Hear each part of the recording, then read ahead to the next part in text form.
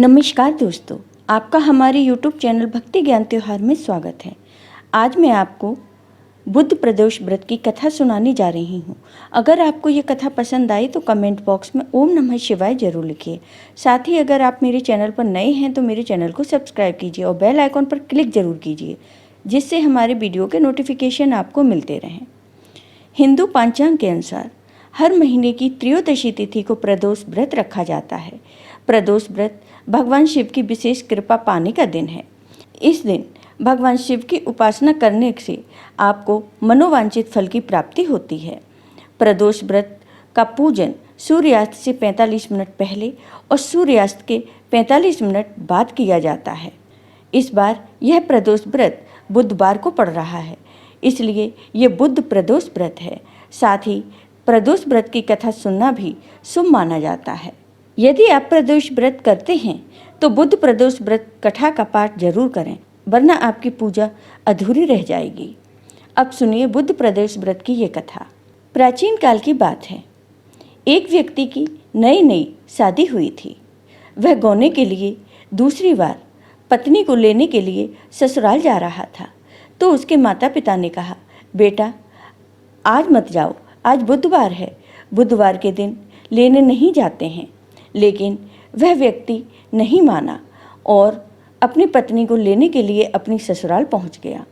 उसने अपनी पत्नी के घर वालों से कहा कि मैं गौने के लिए आया हूं, अपनी बेटी को विदा कर दो। तब उसकी सास ने कहा, बेटा आज बुधवार है, बुधवार के दिन विदा नहीं कराते हैं। तो उसने अपनी सास से कहा कि नहीं, मैं बुधवार के दिन ही अपनी पत्नी को लेकर जाऊंगा। उस व्यक्ति के सास ससुर साले सालियों ने उसे बहुत समझाया कि बुधवार को पत्नी को विदा कराकर ले जाना शुभ नहीं है, लेकिन वह पुरुष अपनी जिद से टस से मस नहीं हुआ। बेबस होकर सास ससुर को अपने जमाता और पुत्री को भारी मन से विदा करना पड़ा। पति पत्नी बैलगाड़ी में चले जा रहे थे।